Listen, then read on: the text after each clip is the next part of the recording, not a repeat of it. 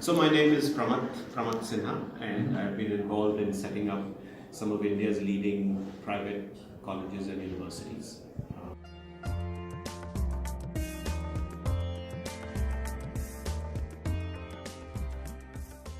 Yeah, so I think you're absolutely right, Peter. The demand is unlimited, and these past few days have been exposed to the quality of education, which of course we always heard about, but I've seen it, and also the cost, which I feel is quite reasonable compared to the other alternatives that Indians are sending kids to today. Yeah, very true. So today, just in terms of numbers, we have about 35 million students in colleges and universities in India. 7 times more than we have people here. Yes. And of that, only about 550,000 are going abroad. Okay. But that number of students going abroad is growing at about 25% a year. Wow. 25% a year. And the reason is that we are not able to create capacity in India of sufficient quality that people are willing to pay for. Right.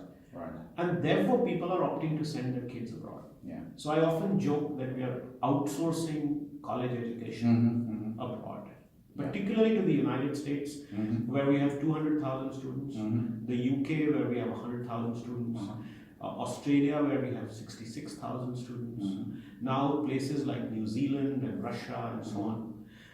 As the ambassador was saying, there's only 870 Indian students enrolled in the colleges and universities in Finland. Yeah, so the headroom for growth is massive.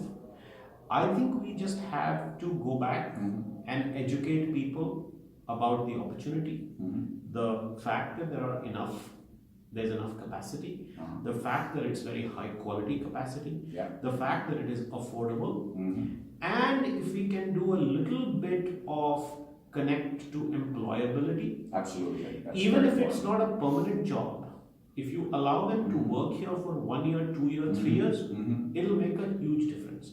Yeah. Because students from India also know today that they may not survive working in another country because jobs are hard and economy is bad. They know they have to come back and that there are opportunities in India. But I think giving them just that window to work a little bit beyond the course will make a huge difference. So if the government can, I don't know what the arrangements are. We are fortunate here now that we have a fast growing economy, finally after 10 years of no growth. So growth is really kicking off, and we're now at 4% annual growth, and that's going to hit 10% in the next few years. Fantastic. So when I mention this to our government people, they are still not so used to this growth, but telling them that they just need to prepare for even more growth in the future. And actually, if you look at like the startup ecosystem here and especially then technology, we have a huge shortage of talent. So this is also one of the reasons why we want to bring more students here, and there are plenty of jobs. And of course, India is well known for having a very part of the population is very tech savvy, and there's a lot of outsourcing that has happened the other way around, and I think that we're more than happy to have more talent from India here. So again, I think that we could easily have 50,000 students from India, but I'm listening to you, I think that the number might be a bit bigger. Yes, it could be. And initially, I think we have to sell the idea, the proposition, like in anything. Yes. And I think if we provide a little bit of a safety net in terms of that internship or 2 to 3 year opportunity, if they get absorbed here, that's great.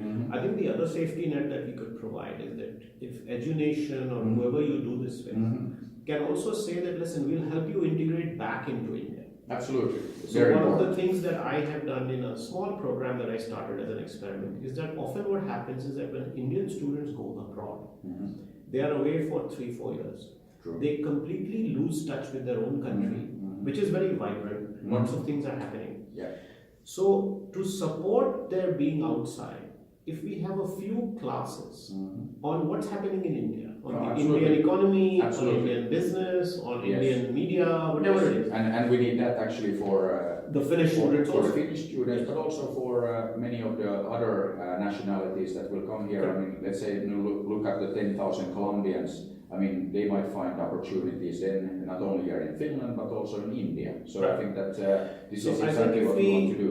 if we bring a little bit of India, a little bit only, into the curriculum, Yes, that further makes it attractive because Absolutely. no other country does that. yeah, we definitely want to do Yes, and we give them additional support, saying, hey, if you want to do summer jobs or that. Absolutely, internships yes, or post your graduation or post your 2-3 year internship, you want to go to India, we'll help you integrate back into India. All that requires is a similar sell job to companies to say, hey, this guy is a Finnish graduate. He's as good as a graduate from one of the IITs or wherever you are hiring from. yes, Or that he comes from the Allo School of Design. yes, He's a great designer. So the industry will also have to be educated about Absolutely. the Finnish degree, yes, absolutely, so that they can actually employ the graduates absolutely. if they are not already employed. Yeah, and But that's the holistic approach to. yeah, very, very much what we're looking at, and we're working very closely with the whole private sector here in Finland. So not only the startups, but also the corporations, and I think that there's a lot of opportunity. I mean, we're also going through this massive digitalization and like transformation of many of our industries, and there is a huge shortage of talent as everywhere else, and we're welcoming talent with open arms. So we're not about building walls to keep people out. So we really think that there is a big opportunity when we look at the global picture, and I think that over the next few years, probably we can go to 100,000 students, 200,000 students from India, and of course our prices are very, very affordable when you look at the quality. So I think A lot of people in India are interested in degrees in public policy. I didn't talk about it, but one of the universities that I'm now building is entirely focused on sustainable development and governance. Very good, very good. Okay, so not to do with any of the economic tech. You have come to absolutely the right place, because Finland many years has been ranked as the least failed state. Right. And we're also, I think that we have one of the best governances here. So the government, I mean, we have the least corruption and ranked number 1 or 2 in many of these. So this is also one area, and of course now we are going for the same e-government kind of approach that our friends in Estonia. So we're working together very closely on new systems there. So this is again something that we would like to contribute to India as well. So I think it's very exciting. Very exciting. Look forward to working together along this. Hey, thank you very much. Hey, Thanks a lot. Yeah, thank you.